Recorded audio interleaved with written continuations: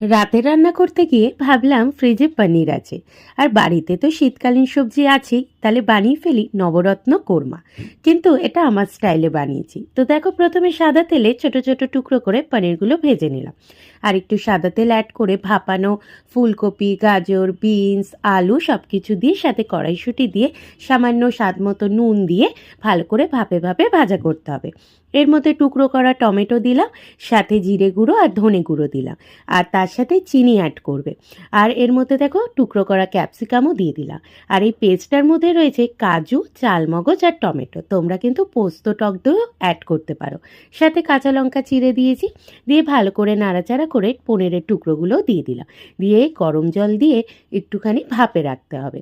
তারপরে যখন সেদ্ধ হয়ে আসবে সবজি, এর মধ্যে কিন্তু পরিমাণ মতো ঘি আর কাসুরি মেথি দিয়ে গরম গরম নবরত্ন কোরমার সাথে রুটি একবার কিন্তু